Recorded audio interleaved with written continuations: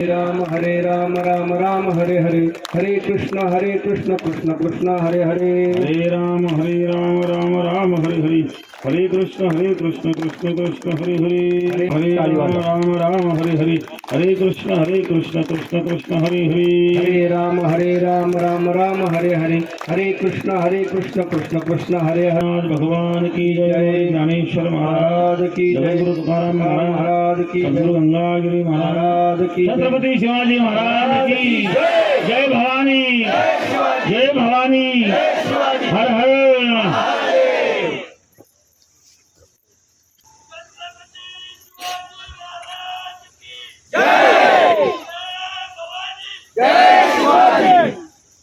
अतुलित बलधामं हेमशैलापदेहं धनुजवन कृशानं ज्ञानिनामग्रगण्यं सकलगुणिधानं वानराणामधीशं रघुपति बृहत्तं वातजातं नमामि। मनोजवं मारुततुल्यवेगं जितेन्द्रियं बुद्धिमतां वरिष्ठं वातात्मजं वानरेतमुख्यं श्रीरामदूतं शरणं प्रपद्ये। गुरुर्ब्रह्मा गुरुर्विष्णु गुरुर्देवो महेश्वरा, गुरुः साक्षात् परब्रह्म तस्मै श्री गुरुवे नमः। गंगा विशुद्धं नितपादस्पर्शं सर्ववेष्टितं चम्पितं पुण्यस्थानं शरादिशितं तं समाधिस्थमूर्तिं नमामि गंगागिरियोगिराजम्। शुचिः शीलः समदक्षः सप्रतापि जितेन्द्रियं तं नारायणगिरिं वन्दे सच्चिदानंद विग्रहम्। हनुमान मंदिर मूर्ती प्राण प्रतिष्ठा आणि शिवजयंती शिवजन्मोत्सव सोहळा हनुमान उत्सव समिती रामकृष्ण नगर गोणेगाव, ग्रामस्थ गोणेगाव आणि परमश्रद्धेय हरिभक्तपरायण या ठिकाणी भगवान महाराज जंगले शास्त्री, मान्य श्री बाळासाहेब शिंदे पंचगंगा उद्योग समूह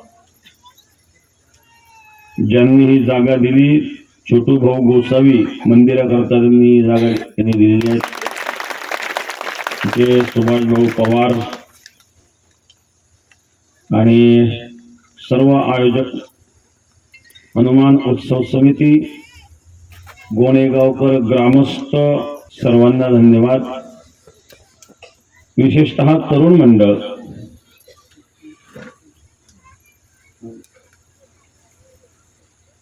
या ठिकाणी जे शास्त्री महाराजांनी सांगितलं की गुरुवर्य नारायणगिरी महाराज 1991 मध्ये आले होते आणि आता चालू आहे 2026 आणि 9 किती झाले, 91 ते 9, 35 वर्षानंतर योगाला आहे। आता पुढच्यापासून वर्षानंतर पुढच्या पिढी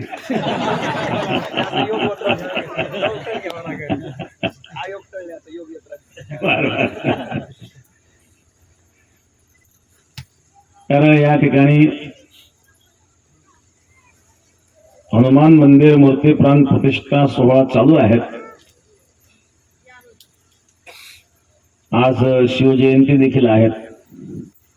छत्रपती शिवाजी महाराज यांनी हिंदवी स्वराज्याची स्थापना केली, त्यांचा जन्म आज आहे। तसा तारखेनुसार आजची जयंती आहे, तिथीनुसार जयंती अजून व्हायची आहे। काही लोक तारखेनुसार जयंती साजरी करतात, काही लोक तिथीनुसार करतात। छत्रपती शिवाजी महाराज जर होऊन गेले नसते तर या ठिकाणी तुम्हाला रामगिरी महाराज दिसले नसते, तर कोणतरी मौलाना दिसले असते नमाज पढायला, आणि तुम्ही सुद्धा या विषयात नसते, दाढी टोपी आणि म्हणून शिवाजी महाराजांचे खूप मोठे उपकार आपल्यावर आहेत। औरंगजेबासारखा क्रूर शासक, अतिक्रूर, धर्मद्वेष्टा, सनातनी द्वेष्टा, देवदेवतांचा द्वेष करणारा, कारण काशी वाराणसीला ज्योतिर्लिंग जे वाराणस्यंत विश्वेशम, तिथं सुद्धा मंदिर तोडून मस्जिद ज्यांनी बांधली, भगवान कृष्ण परमात्म्यांचं जन्मस्थान मथुरा ती मथुराही त्या ठिकाणी जन्मस्थान ताब्यात घेऊन ते स्थान तोडून तिथली मूर्ती होती ती मूर्ती काढून ती जामा मस्जिदीच्या पायऱ्यांमध्ये दाबलेले पाहिजे. मासिरे आलम म्हणून एक ग्रंथ आहे त्यांचा, औरंगजेबाने लिहिलेला. त्याच्यात उल्लेख आहे. इतका द्वेषी मनुष्य होता आणि दिल्लीचं राज्य सोडून 27 वर्ष तो महाराष्ट्रात राहिला, परंतु तो महाराष्ट्र जिंकू शकला नाही. हे उपकार छत्रपती शिवाजी महाराज. तो तिकडे औरंगाबाद ज्या संभाजीनगरचं नाव दिलं तिथंच मर्यादित राहिला, इकडे येऊ शकला नाही. शिवाजी महाराजांच्या काळात येऊ शकला नाही, संभाजी महाराजांच्या काळात येऊ शकला नाही, संभाजी महाराजांच्या नंतरही मावळ्यांनी त्याला इकडे घुसून दिलं नाही. हा पराक्रम होता. शिवाजी महाराजांनी मावळ्यांची जर फौज निर्माण केली, लाखोंच्या फौजाला भारी पडणारी आपले सर्व मराठी मावळे होते. त्यांच्या पाठीमागे छत्रपती शिवाजी महाराजांची शक्ती होती. शिवाजी महाराजांच्या पाठीमागे भवानी मातेची शक्ती होती. आज शिवजयंती आहेत, मूर्ती प्राण प्रतिष्ठा आहेत. मूर्ती प्राण प्रतिष्ठा म्हणजे मूर्तीमध्ये प्राणाची स्थापना. प्राणाची स्थापना करताना काही विधी असतात. देवदेवतांचं आवाहन केलं जातं, स्थापना केली जाते, पूजन केलं जातं, विधी पूर्वक मंत्रोच्चार पूर्वक मुख्य देवतेचं आवाहन केलं जातं आणि मग त्यामध्ये प्राणाची स्थापना होते. त्याला आपण प्राण प्रतिष्ठा म्हणतो. मंदिर म्हटल्यानंतर 3 गोष्टी त्यामध्ये येतात. मंदिर, म म्हणजे मंगलता, दी म्हणजे दिव्यता आणि र म्हणजे रम्यता. मंगल, मंगल करणार काय? मंगल म्हणजे कल्याण. मंदिरामध्ये काय? निवळ 4 भिंतींकडे चढवला मूर्ती बसवली असा अर्थ नाहीये. मंगलता त्या ठिकाणी आहे. दिव्यता, न काष्टेन विद्यते देवो न पाषाणेन मृण्मये भावेत विद्यते देव तस्मात भावही कारणात. अंतःकरणातील भाव त्या मूर्तीमध्ये देवत्व प्रकट करीत असतो. भावेत विद्यते देव. नाही तर काय तीर्थे धोंडा पाणी देव खरोखर सज्ज नाही. तीर्थाला जातो काय पाणी आणि धोंडा, मूर्तीमध्ये धोंडाच येत नाही. भाव नसेल तर धोंडा आहेत. भावेत विद्यते देव.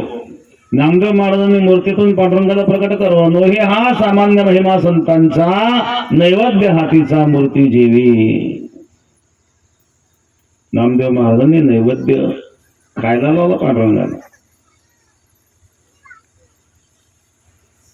राजस्थानमध्ये कर्माबाई होती, 5 वर्षाची मुलगी. बाप गावाला गेला. गावाला जायच्या अगोदर बापाने सांगितलं मी 4-5 दिवस येणार नाही बरं का, देवाला नैवेद्य घेऊन जात जा. देवराज उपवासी. बाप गेला आणि तिने खिचडी बनवली, देवासमोर ठेवली. खा देवा. देव खाईना. तिने पळदा लावला, लाज वाटतो खायला म्हणून. थोड्या वेळा उघडून पाहिजे, अजून खाल्लं नाही, अजून खाल्लं नाही. तास झाला, 2 तास झाले, देव खाईना. तिला काय माहिती देव खातो का नाही म्हणून. तिला निरडायला माझ्या आजची खिचडी आवडली नाही का तेव्हा तुला? बाबाच्या भरोशावर राहू नको, उपवासी असेल बघ. ती कर्माबाई म्हणाल थाळी भर के लाई खींचड़ो ऊपर घी की बाट की जीनो मारा श्याम गणे जिमावे बेटी जाट की जिमावे बेटी जाट की. बाबा मारो गाल गलो है न जाने कब आएगा, ओके भरोसे बैठ रहे तो भूखे ही रह जाएगा. बाबा गावाला गेले, बाबाच्या भरोश्यावर उपोषण असेल. आज जर तू खिचडी घातली तर उद्या घाटावरच्या गाईच्या दुधाची राबणी करून आणेल बरं. आज जिमाऊ तने खिचड़ी कल राबड़ी घाट की जिनो मारा श्याम गणे जिमावे बेटी जाट की जिमावे बेटी जाट की आज जिमाऊ तने खिचडी कल राबडी घाट की घाटावर जगायची राबडी उद्या पण आज खिचडी खावी लागली रडायला भगवान परमात्मा प्रगट झाले कर्माबाईची खिचडी खाल्ली भावेत विद्यते देव तस्मात भावही कारणात देवा कारणे भाव तस्मात द्यावे नरगे फारसे वित्त झाले एकचित्त तरी बहुत एवढ्यासाठी नका करू आता हातगा हा भाव आहे एक मनुष्य होता ब्रिटिश काळातली कथा सांगतो पांडुरंगाचा भक्त होता पांडुरंगाची पूजा करायचा सर्व्हिस करायचं बाकी जोडीदार सगळे नास्तिक त्यांना नाव ठेवायचे काय उठलं की दगडाला पुसतो उठलं की दगडाला पुसतो बंद करते तर तुम्हाला काय करायचं मी दगड तुला दगड दिसतो मला पांडुरंग दिसतो दृष्टीचा भेद आहे प्रत्येकाची दृष्टी जशी दृष्टी असेल जग दिसतं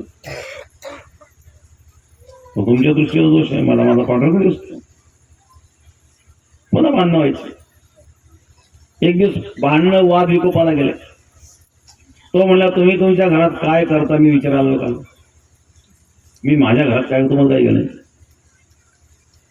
मी देवाची पूजा केली काय करेल वाद झाले वाद गेले साहेबांकडे वरिष्ठ साहेब त्यांचे वरिष्ठ साहेब होते ब्रिटिश साहेब हुक साहेब त्यांचं नाव अरे ते ब्रिटिश त्याला काय ज्ञान आहे सर हे सगळं एका बाजू एकटाच एका बाजू पडला ते ब्रिटिश साहेब म्हणे ते लोक म्हणतात ना कशाच पूजा करतो दगडाची म्हणली त्याला साहेब दगड नाही तो पांडुरंग आहेत माझे तुम्ही दगड कसं काय म्हणता त्या साहेबांनी सांगितलंय बघ तुला पूजा करायची असेल ना तर नोकरी सोडून द्यावं लागेल म्हणजे दोन्ही पैकी एक कर एक तर पूजा करीत बस कर नोकरी म्हणलं साहेब याचा नोकरीचा काय संबंध आहे मी माझ्या घरात करतोय जे काय करायचं ते प्रत्येकाला तो स्वातंत्र्य असते आपल्या घरात काय करायचं ते ठरवायचं असतं तुमच्या सांगायचा काय संबंध आहे साहेबला जास्त बोलायचं नाही तर सांगितलं तेवढं कर तर 2 दिवस वेळ विचार करण्याकरता नोकरी किंवा पूजा त्याने 2 दिवस विचार केला आणि सांगितलं नोकरी गेली तरी चालेल पण पांडुरंगाची पूजा सोडणार नाही माझ्या वडिलांची मिरासेवा देवा तुझी चरण सेवा पांडुरंगा हे वडिलोपार्जित पूजा आहेत ही माझ्या वडिलांची मिरासी आहेत आणि नोकरी करता मी सोडणार नोकरी महत्वाची नाही आहे ते नोकरी सोडून दिली त्यांनी विचार केला आपल्या अन्याय झाला कामामध्ये आपली काही कुत्रे केली नाही आहेत किंवा उशिरा आपण ड्युटी जातो असं काही नाही आहे कामात काही चूक केली असंही काही नाही आहे विनाकारण चुकीच्या पद्धतीने आपल्याला कामावून काढले आहेत तर कामावून काढलेच आहेत आपल्या साहेबाची काही घेणं कोणाची काही घेणं आपल्याला बघतो म्हणजे साहेबाचा बेत होता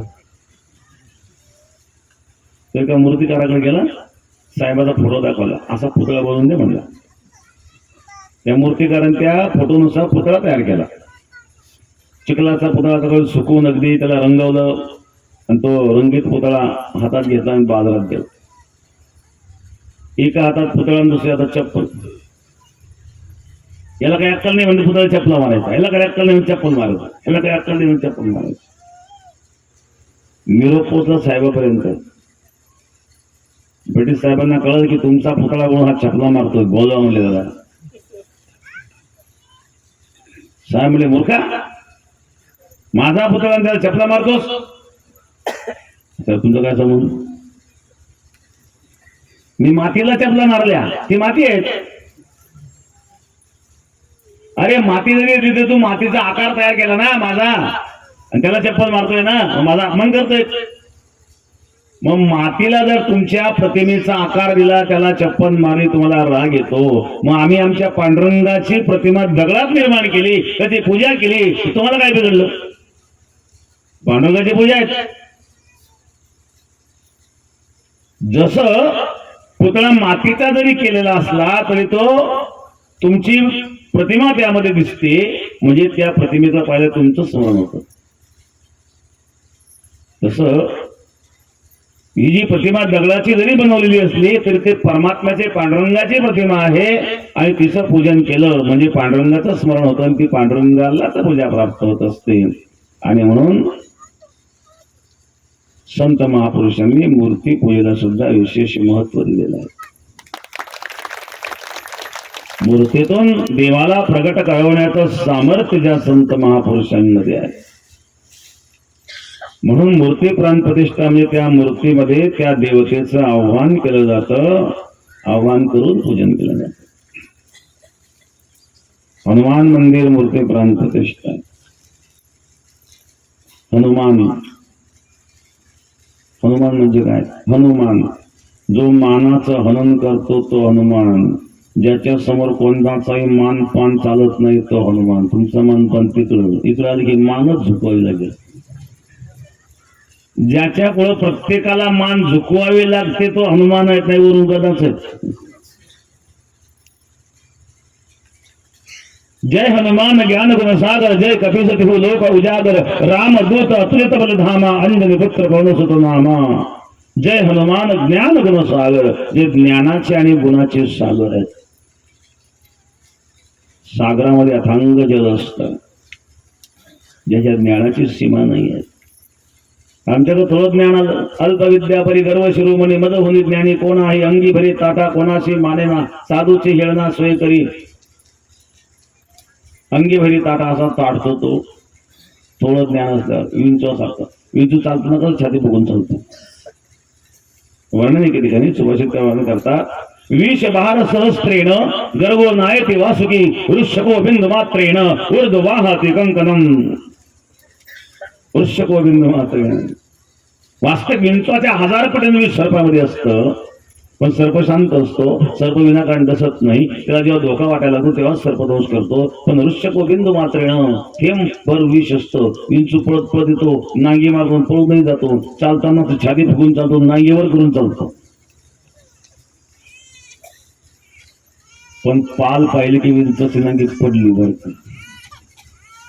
कारण विंचवाला पाल खात असते. पाल किती विषय, त्या पालीला कोंबडी खाली भरते. तिला खाणारा माणूस कसा असतो. इथं नाही कोणी कोंबड्या खाणारे.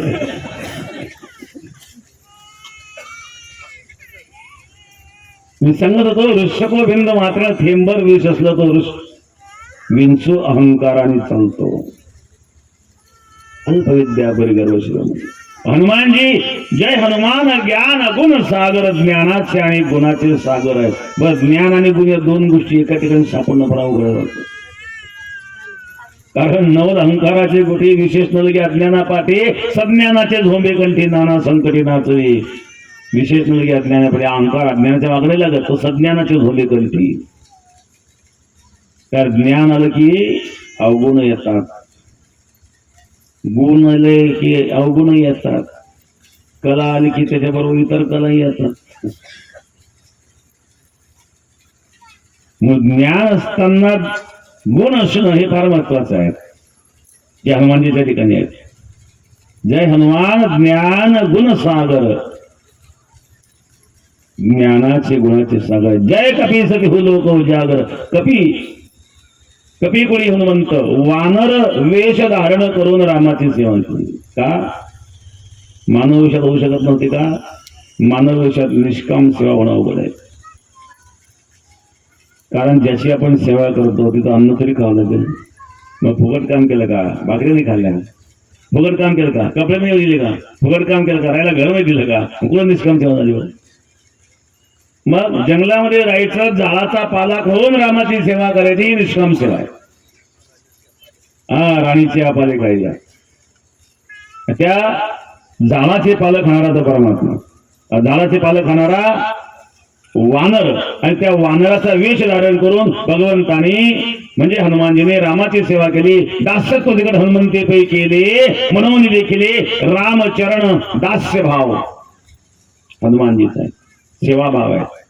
एवढे गुण असताना सेवा करेल का माणूस? आमची सेवा लोकांनी करायची इच्छा होती गुण आल्यानंतर, परंतु एवढं सर्व असताना देखील सेवा भाव आहे. ज्ञानाच्या बाबतीत ज्ञानीना वागलेला नियम जितेंद्रियम बुद्धिमत्ता वरिष्ठम, बुद्धिमत्तामध्ये वरिष्ठ आहेत, ज्ञानामध्ये अग्रगण्य आहेत, सकल गुण निधानम, संपूर्ण गुणाचे निधान आहेत. एवढं सगळं असूनही नम्रता आहे. सेवा धर्मयुतम, सेवा धर्मयुतम, विवेक शिखरम, श्रीराम प्रियं सदा. बुद्धि संगीत वाद्य नृत्य कलशम, विद्युत वेगमयम, समर्पणकरम, वंदेहम हनुमत प्रभु, सुखकरम मांगल्य देवं प्रियं प्रियं. सेवा धर्मयुतम, हा सेवाभाव आहे. बुद्धी संगीत वाद्य नृत्य कलशम, ज्ञानामध्ये सुद्धा बुद्धी वरिष्ठ बुद्धिमत्तांमध्ये. वाद्य नृत्य कलशम, वाद्य नृत्यामध्ये सुद्धा कलशस्थानी आहेत. संगीतामध्ये सुद्धा विशेष ज्ञानी आहेत हनुमानजी. संगीत, वाद्य, नृत्य आणि बुद्धिमत्ता यामध्ये कलशस्थानी आहे. पण सेवाभाव आहे, हा गुण हनुमानजीकडून घेण्यासारखा आहे. रामदूत अतुलित बल धाम, अंजनी पुत्र पवन सुतनाम, दूत म्हणून घेण्यामध्ये त्यांना आनंद आहे. हे हनुमानजी आहेत. हनुमान मंदिर मूर्ती प्राण प्रतिष्ठा.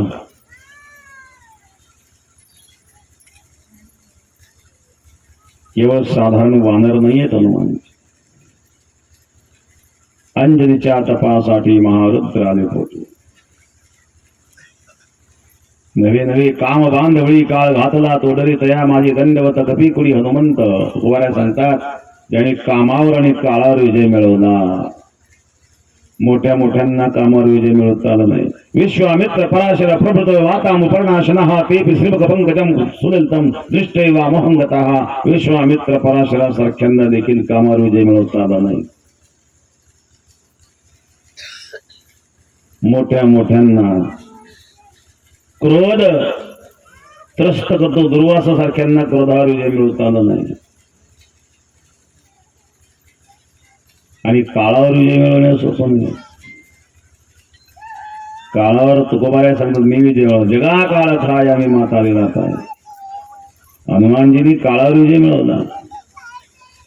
कामाला बांधलं, काम बांधवळी काळ घातला तोडरी तया माझे दंडवत कपीकुडी हनुमंत. तुकोबराय दंडवत करताय, हनुमानजीला वंदन करतायत. तुकोबराय भलत्यांना वंदन करणारे होते का? हे काय देवाजवळ दशरा लावला. सगळं जग मला संत म्हणतं, तुकाराम महाराज संत म्हणत नाही. तुम्ही सांगा ना तुकाराम महाराज संत म्हणायला. तुकाराम महाराज म्हणतात देवा करशी तरी देवा करी माझी सुखे, परिमिती अशी मुखे न म्हणे संत. तुला काय करायचं घे करू, मी नाही संत म्हणणार. देवाला म्हणतायत तुला काय करायचं घे करू. भलतेला वंदन करणारे तुकाराम महाराज नव्हते. तुकाराम महाराज हनुमानजीला वंदन करतायत. तया माझे दंडवत कपीकुडी हनुमंत. दंडवत दंडवत दंडापरी काही गुणी बोलावे. जसं दंड म्हणजे काठीत पडताना जपून चपून नाही बोलत. दंडवत शब्दाचा अर्थ काही गुणी नव्हे, सर्वस्व समर्पण. या लागी शरीर सांडवा किजे, सकळ गुणांचे लोड उतरिजे. संपत्ती मधु सांडीजे कुरवंडी करोनी. याला सर्वस्व समर्पण म्हणतात. या लागी शरीर सांडवा किजे, सकळ गुणांचे लोड उतरिजे. सर्व परमात्म्याच्या चरणावर समर्पित. संपत्ती मधु सांडीजे कुरवंडी करोनी. संपत्तीचा मद असेल, ज्ञानाचा मद असेल, लोकेशन असेल, वित्तेशन असेल, सर्व ईशांचा त्याग परमात्म्याच्या चरणावर समर्पित करून मग धनाचा त्याग करता येईल, पण मानाचा त्याग करणं फार अवघड असते. लोकेशनेचा त्याग करणं फार अवघड आहे. वित्तेशनेचा त्याग होऊ शकतो, पण लोकेशनेचा त्याग होत नसतो. हनुमानजी सर्व अहंकाराचा त्याग करून रामचरणावर सकळ गुणांचे लोण तुझे संपत्ती बोल सांगी जे कुरवंडी करून, अशा प्रकारे समर्पण भावाने भक्ती कशी करावी ही हनुमानजी करू शकतात. तुकोबारा शरणागती पत्करता शरण शरण हनुमंता तुम्हा आलो रामदूता, काय भक्तीच्या त्या वाटा मध दामाव्या सुवटा, भक्तीचा मार्ग मला सोपा करून सांगा.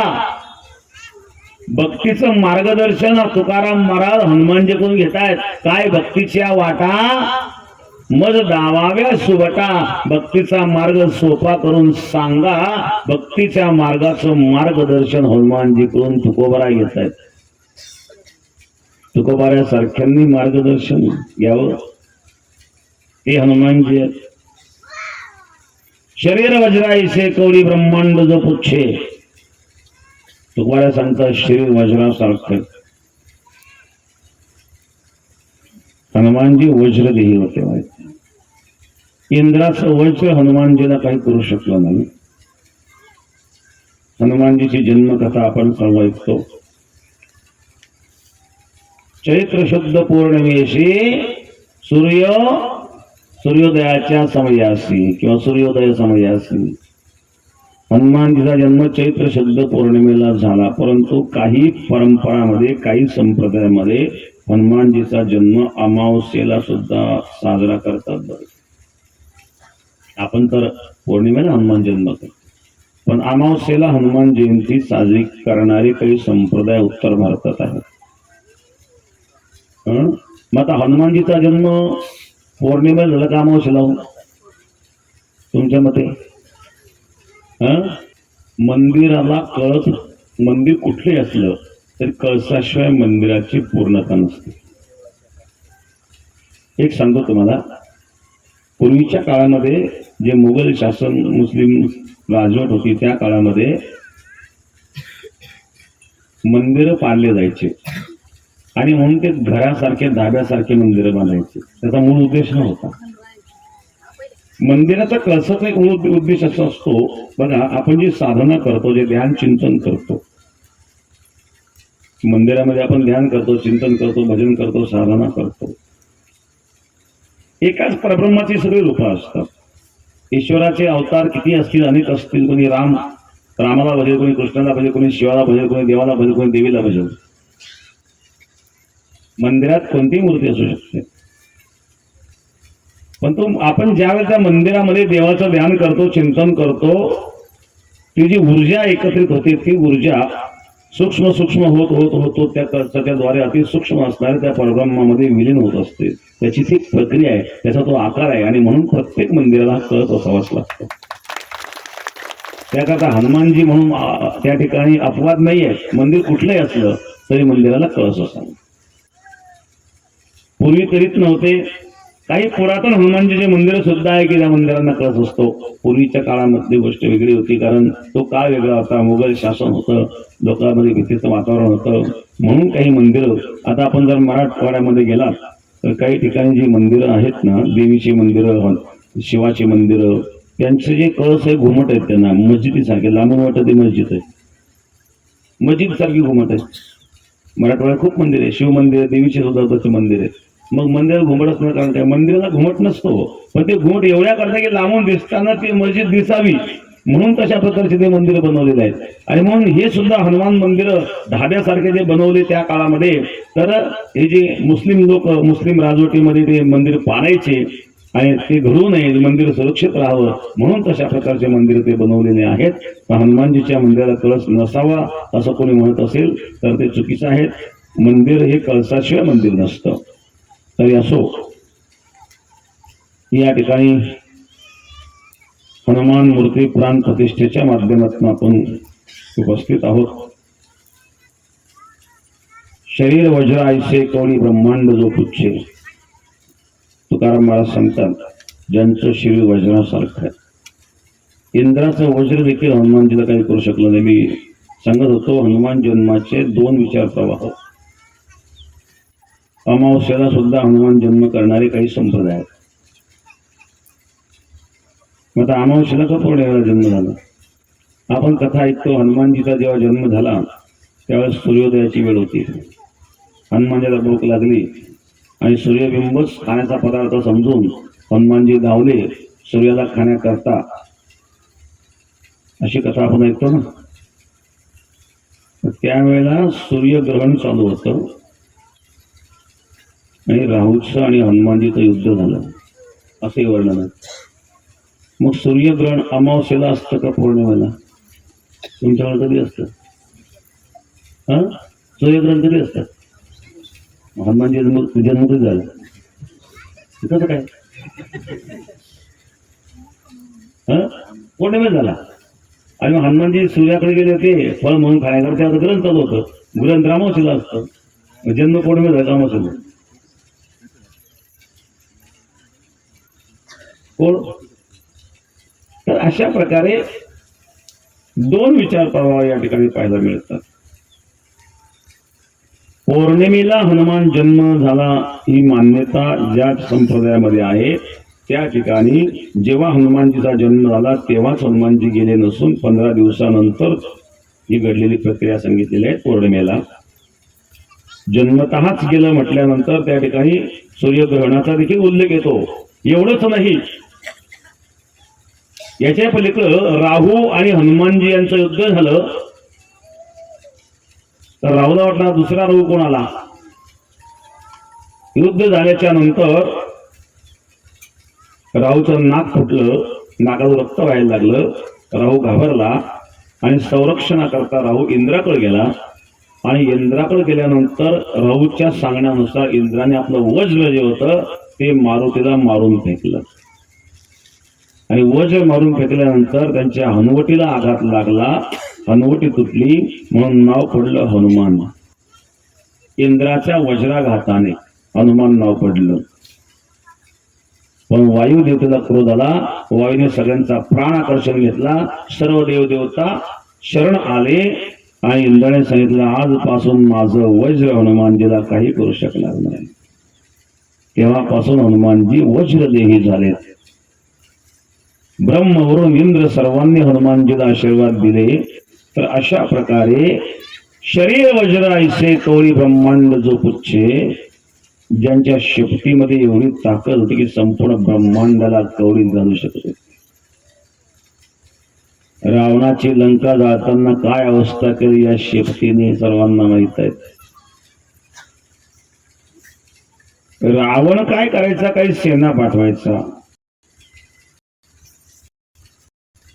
गेला तो परत येत नव्हता. शेवटी रावणाने अमर सेना पाठवली. बरं का, त्या अमर सेनेला कसा मारतो बघू.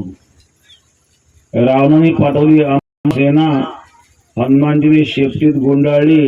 वर वर नेता नेता इतक्या वर फेकून दिली पृथ्वीच्या गुरुत्वाकर्षण शक्तीच्या बाहेर. तिकडं समरला. पुन्हा इकडे येऊच नका, अमर तर अमर. हे हनुमानजी आहेत महाराज.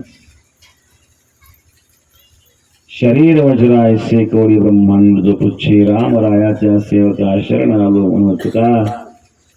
हनुमान मंदिर मूर्ती स्थापना या ठिकाणी चालू आहेत. मंदिर तर अनेक लोक बांधतात. भावेच विद्यते देव तस्मात भाविका अंतःकरणामध्ये भाव असावा. मंदिर केल्याच्या नंतर पूजा पाठ आरती नित्यनेम त्या ठिकाणी व्हावेत.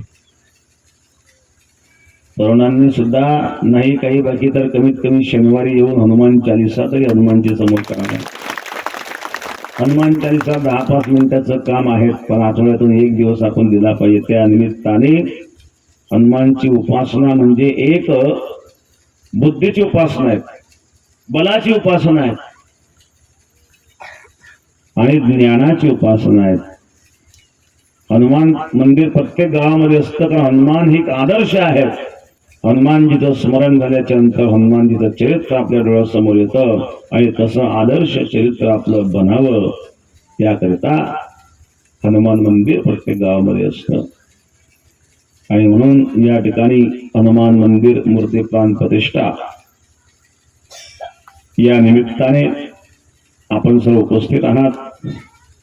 उपस्थित सर्व ग्रामस्थ परिसरातील पंचक्रोशीतील भक्तगण, गुणेगाव आणि पंचक्रोशीतील भक्तगण, बऱ्याच वर्षानंतर हा योग या ठिकाणी आलाय. मी आपल्याला सर्वांना या ठिकाणी धन्यवाद देईल. आणि आता छत्रपती शिवाजी महाराजांची आपली आज शिवजयंती आहे. हाही योग या ठिकाणी दुग्ध शर्करा योग आहेत, अमृत योग आहेत. कारण या छत्रपती शिवाजी महाराजांच्या राज्याभिषेकाला 350 वर्ष पूर्ण झालेले आहेत. त्यात असणारी शिवजयंती आहे. तर मी समस्त ग्रामस्थ गुणेगावकरांना आणि गुणेगाव परिसरातील सर्व पंचक्रोशी भक्तगणांना या ठिकाणी धन्यवाद देईल. आणि या ठिकाणी वाणीला विश्राम देऊन या ठिकाणी आता आरती होईल.